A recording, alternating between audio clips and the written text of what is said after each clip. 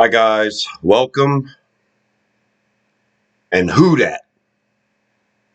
I'm Joe, and I'm here sadly to react to this past weekend's Week 6 matchup that saw our beloved, bless you boys in black and gold, the New Orleans Saints take that short trip to Houston to take on the Houston Texans.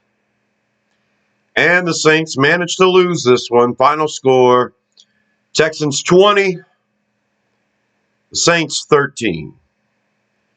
Now, I wasn't even going to talk about the stats. I wasn't going to break the game down. I think we all want to forget about this one, especially since we're on a short week and we have the Jaguars on Thursday night. And I was just going to make this a rant. But I'm going to go ahead and break the game down. It's part of the archive now. It's something we have to deal with. We can't erase these wins and losses. We have to examine all of them.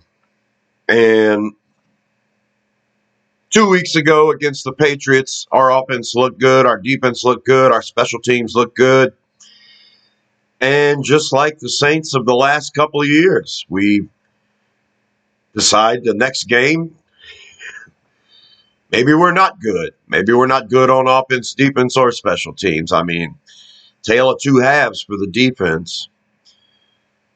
We allow 17 points in the first half.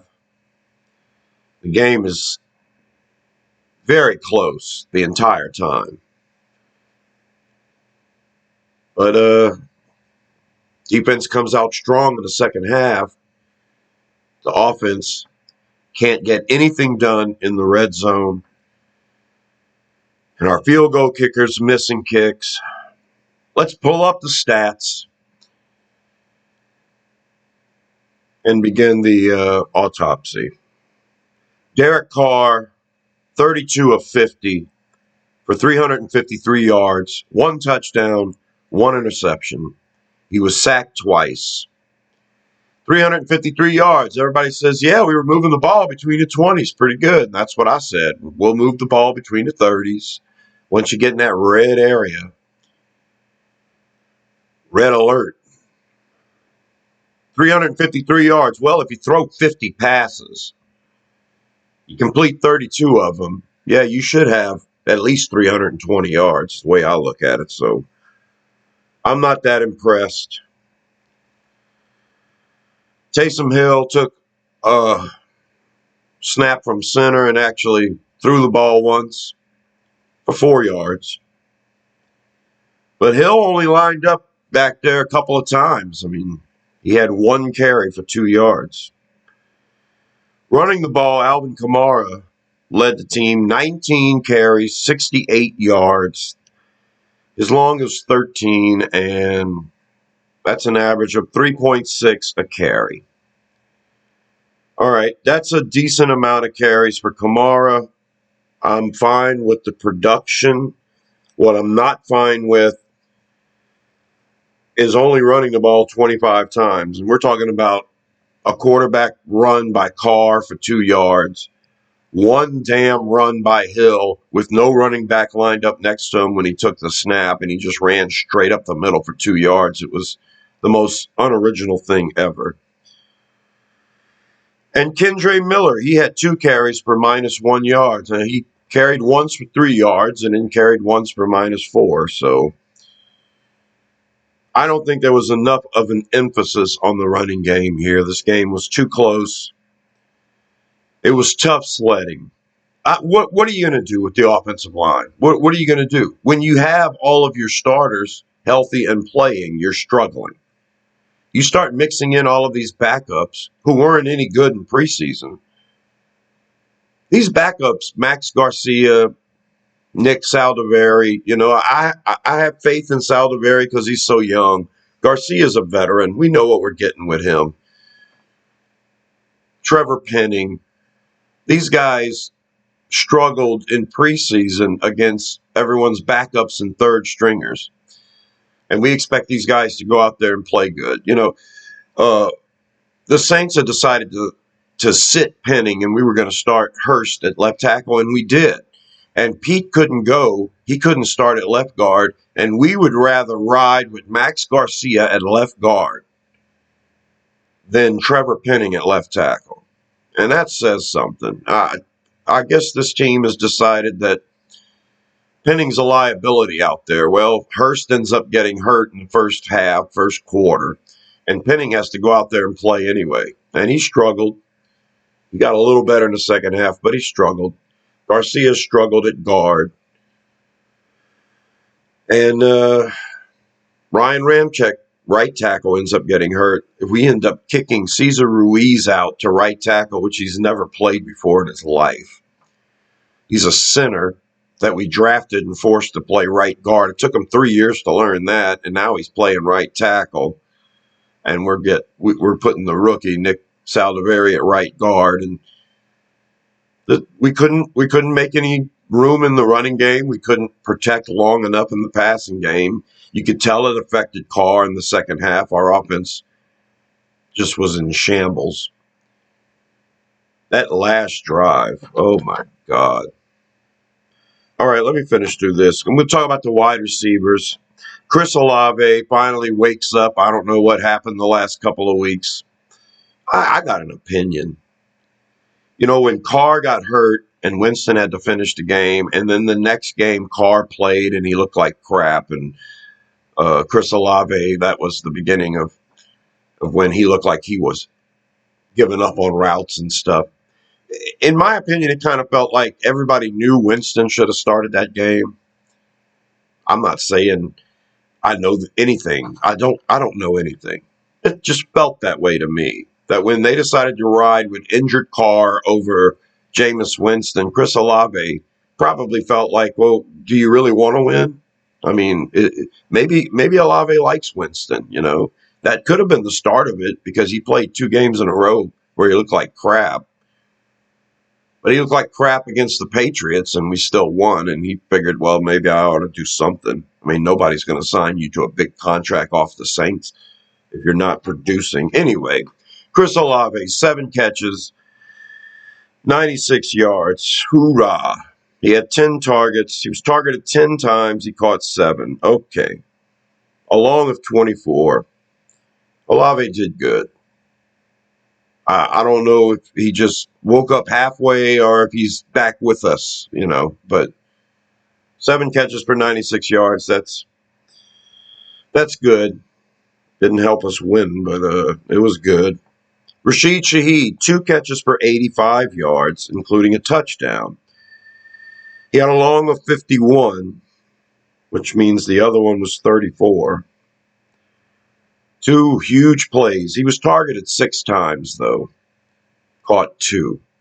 So those 2 big catches, yay. But on those 4 targets where there were no completions, I was getting the sense that Shaheed was running the wrong routes. So when the team was talking about people not preparing, the first thing I thought of was, well, you know, the defense as a whole didn't play all that great in the first half, but I kind of feel like they were talking about the offense. Now, could they have been talking about just the backup offensive lineman? They could have been. They could have been talking about all of the offensive linemen. Maybe you guys aren't putting in enough work. This is obviously the reason why we're not going to win anything this year. We're not going to go anywhere this year if this offensive line keeps struggling like this. Doesn't matter who you have at quarterback. I'm old enough to remember Archie Manning. Didn't matter how great he was at quarterback if he couldn't get 3 seconds to throw in the pocket. So this offensive line, yeah, the team was complaining, and some people need to practice harder, pay attention more, stand up. They could have been talking about the offensive line. It would have been justified. Part of me was thinking they were also talking about a few of the starters on offense, not on the offensive line. And I think one of those guys is Rashid Shaheed. I think one of those guys might have been on defense. Marshawn Lattimore, perhaps. He had his worst game. He had a lot of tackles, but he was getting beat by Collins and whoever the hell else they had running around out there. It was almost as if they knew he didn't try hard enough this week, when he's the best player on the team. They could have been talking about anybody. That's my opinion. I think Rashid Shaheed's in those crosshairs. 6 targets, 2 catches, You want to be all pro. You want to be a professional wide receiver. You want to get paid something else besides undrafted rookie contract. You're going to have to come with something better than this. You know, he also carried the ball twice for 18 yards. So I like when we do those sweeps with Rashid. I like what Rashid has to offer. If he's running the wrong routes, then he needs to get harder into that game day preparedness. Because, all right, quarterback Taysom Hill was taking lots of snaps at wide receiver / tight end. And, you know, if he was lining up where Juwan Johnson might be lining up, then this could be an indication of our tight ends getting more involved, because Hill had 7 catches for 49 yards. He was targeted 8 times, so 7 catches, 8 targets. I don't trust Hill's hands all that much, but he played a great game here, and I think someone like Juwan Johnson in that spot instead could have probably made more happen. It was exciting to see that. I also going to add Foster Moreau had 4 catches on 4 targets for 33 yards, including a long of 17. So if you consider Hill lining up at tight end and Moreau, then we're talking about 12 targets, 11 catches for the tight ends. Not bad. We get Juwan Johnson back. You know, this could be something. We did hit a lot of passes in the middle of the field. We don't throw in the middle of the field, so when we do it at all in these games, I get a little excited. But Michael Thomas, 5 catches on 8 targets, 5 catches, 45 yards. We have a new floor for his yardage, a long of 16. Alvin Kamara had 7 catches on 8 targets for 36 yards. And Kendre Miller had 1 catch. He was targeted twice. He had 1 catch for 13 yards. All right, that's our offense. A lot of yards, a lot of completions, not enough going on in that running game, not enough of a focus on the run. You're averaging 3.6 yards a carry as a team. You run the ball 25 times. You only lose by 7 points. You go 0 for 3 in the red zone. Like I say, with that offensive line the way it is, it's hard to trust what to do. Passing the ball is iffy. Running the ball is iffy. I got to see more of an effort, though. You know, we were winning the game last week against the Patriots, and so running the ball was a lot easier to do. It's like we don't have faith in any of it. On third downs, we were 6 out of 15. We were 5 out of 15 the week before, so I guess it's a touch better. We held the Texans to 4 out of 11 on third down, so after the first half, we really tightened up on defense. We allowed too many points in the first half, 17, but we only allowed 3 points in the second half. I think we only allowed a total of like 50 yards in the second half. The defense came out in the second half and played well, but the offense couldn't match that intensity. On defense, our leading tackler, Demario Davis at linebacker, 7 total tackles, 2 tackles for losses, and 2 quarterback hits, including a sack and a pass defense. Demario Davis was the player of the game, and he had a lot of criticism about effort at the end of the game. It was Demario Davis and Alvin Kamara that were really, pointing the finger without pointing the finger. It's up to us to figure out who they were talking about. One of my candidates that they were talking about is cornerback Marshawn Lattimore. He finishes with 6 tackles, including a tackle for a loss. Lattimore's a great tackler, but he allowed a lot of catches in this game. Yeah, if we're going to do anything on a consistent basis, we're going to have Lattimore show up. Like I say, we held the Texans to 3 points in the second half. But it's the only way we're going anywhere this year is if this defense plays out of their minds, which means Lattimore, who I believe is the best player on the team, has to play at an elite level every game. Yeah, the Texans wide receiver, Collins, yeah, he's good. He's good. He's better than most give credit to. And, he could end up with 4 catches. Fine. We need our big time players to play big time. Pete Werner finishes with 6 total tackles. Carl Granderson, another good day, 6 total tackles, including 2 tackles for a loss and 1 quarterback sack. Good job, Carl. Defensive tackle Colin Saunders ends up with 5 tackles. I would say that this is a good game for Saunders, but we allowed too much against the run in the first half. That was awful. The Texans had like almost 80 yards, 100 yards on the ground in the first half. Embarrassing. That's the kind of thing that can keep your offense out of whack when they're sitting on the sideline watching the defense get chewed up on the ground. Linebacker Zach Baun had his best day, except for that fumble. He intercepts the ball and then fumbles it right back to the other team. That kind of play puts you in the doghouse. He did finish with 5 total tackles. He finished with a pass defense. He had that interception. First time C.J. Stroud was intercepted this year. And then Baun returning it gets it stripped from him. And Texans get the ball right back.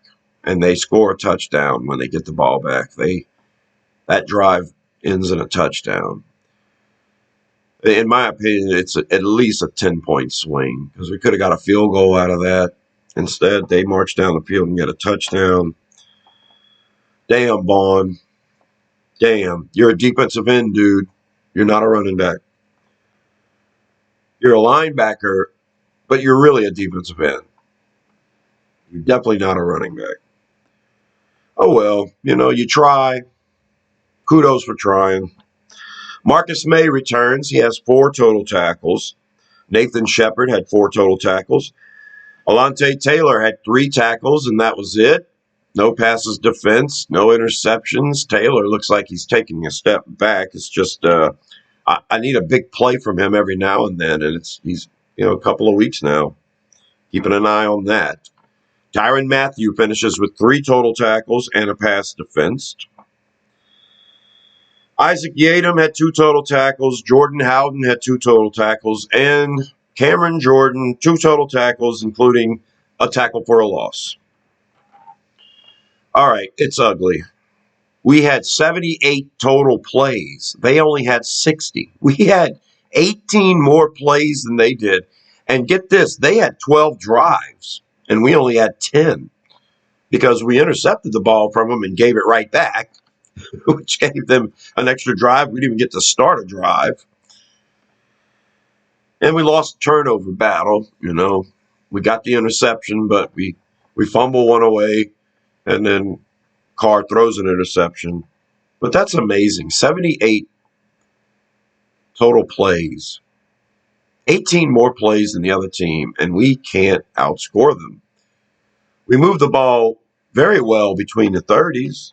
It kind of makes you think the offense is doing okay. Offensive line must be holding up pretty good. We keep getting into the red area. Actually, we had 10 total drives, and 7 of them we were inside the 40. So, and around 35-yard line is where you're in field goal range. So we get inside the 47 times. We get in the red zone 3 times. 0 for 3 in the red zone. The touchdown was the huge 34-yard pass. So that's the only touchdown we scored. I saw some analysts joking that if the Saints would have just lost when we were at the 24-yard line and couldn't finish that last drive, maybe we should have lost 10 yards and then we could have scored a touchdown. What is it about the red zone? Derek Carr's no good in the red zone. We don't need his history with the Raiders anymore. We have the history with the Saints now. This is obvious. We don't call the right plays in the red zone, and I've been looking at this for years with Pete Carmichael. And now we know that Derek Carr's no good in the red zone. That pass to Chris Olave against the Patriots was a thing of beauty. And he exhibited confidence behind the offensive line when he made that play. He got decked. In this game, we're down by a touchdown. We have the ball at the 24-yard line. There's a minute to go. We have a timeout.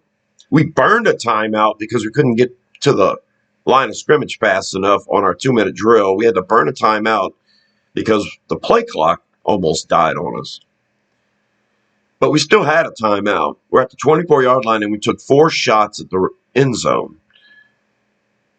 It was drop back and throw the go route. Drop back and throw into the end zone.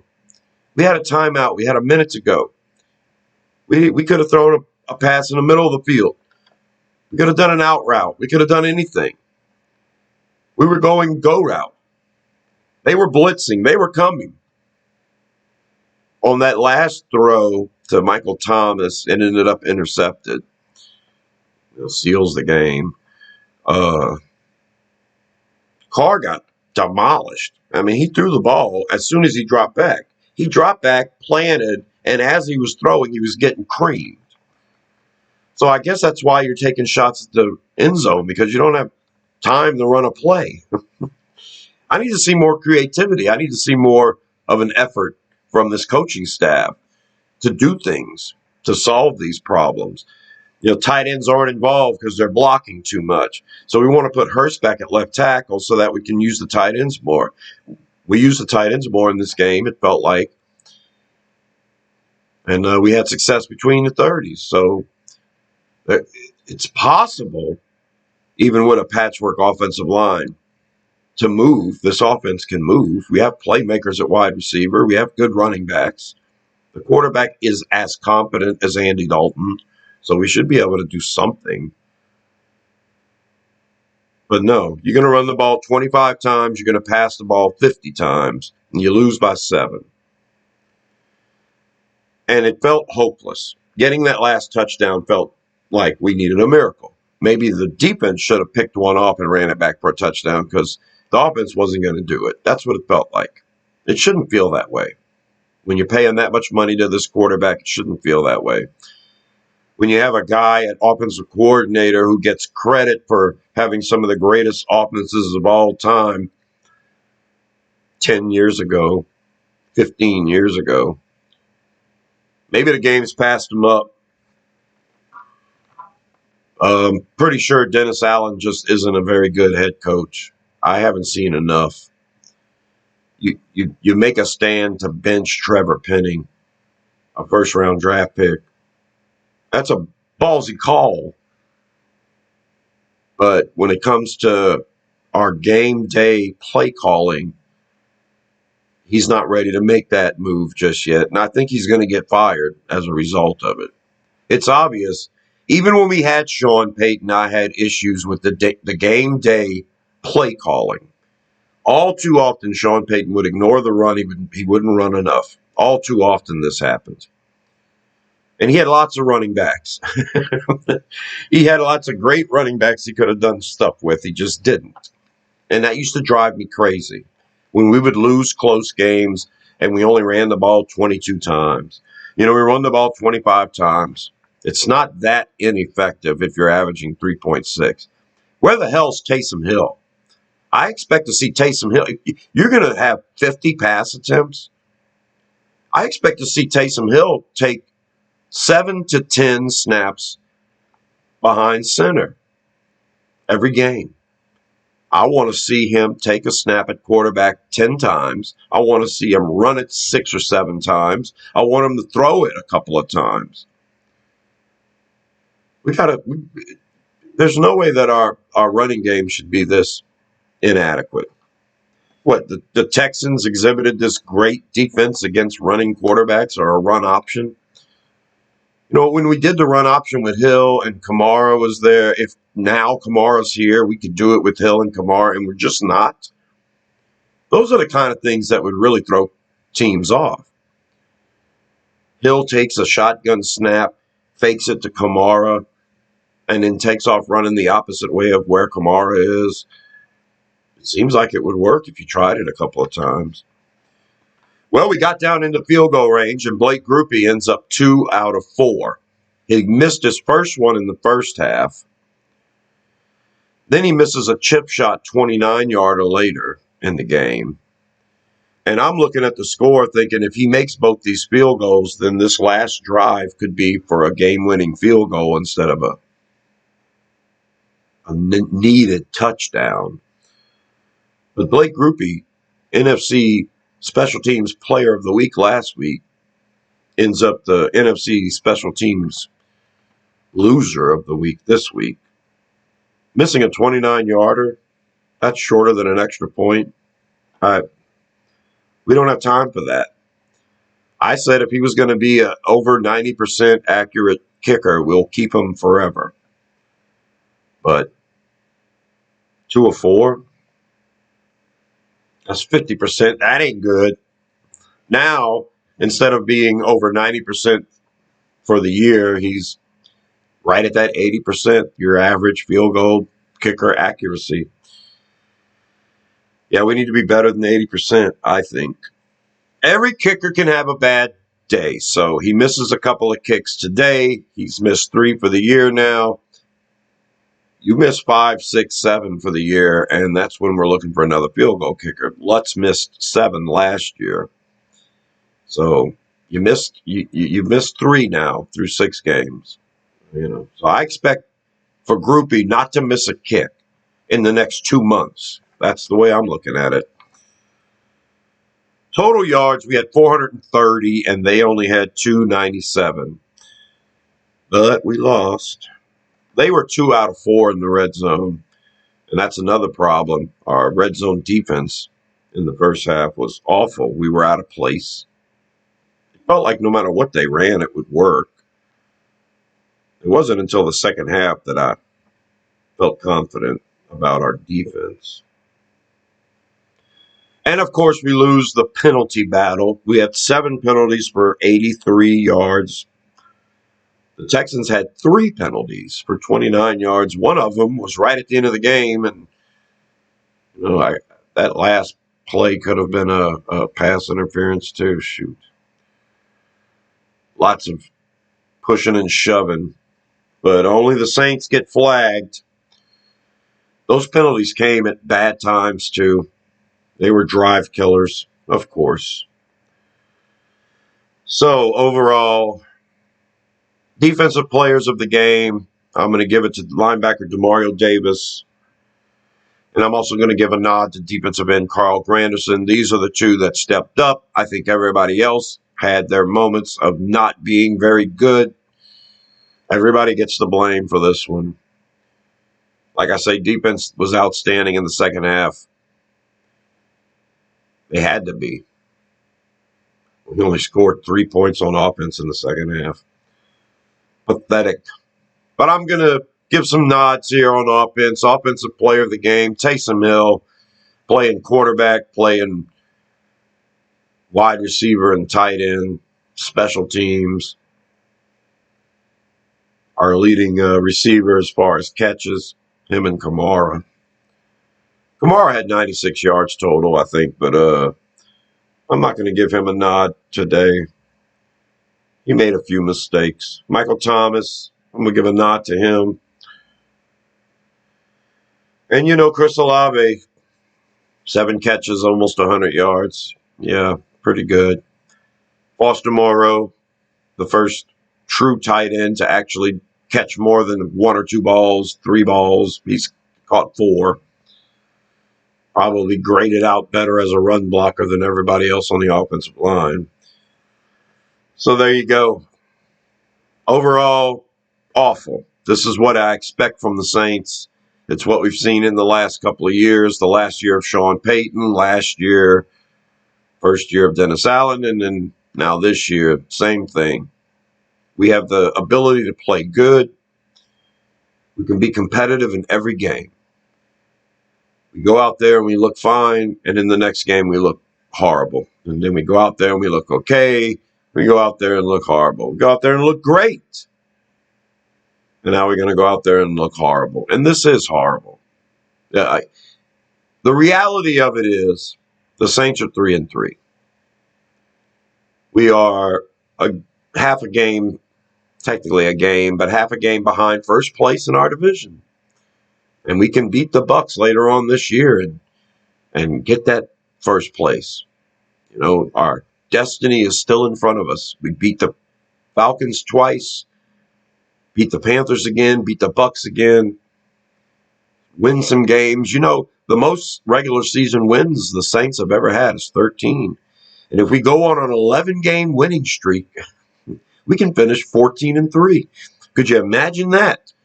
Be the winningest Saints team for a regular season ever.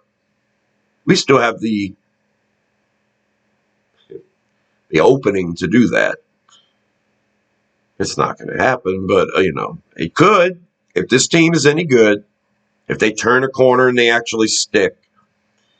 But I don't think it can happen. This offensive line is just not good enough. And I don't think you can fix this offensive line quickly. I have a feeling we're going to have to draft offensive linemen for the next 3 to 4 years.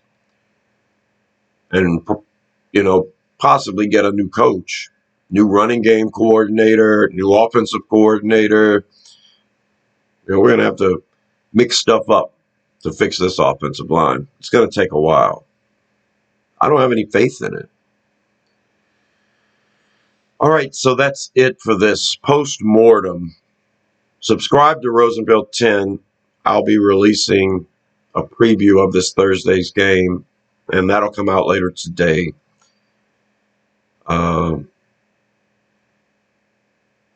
We'll see what happens on the quick turnaround. Until then, talk to you later. Who dat?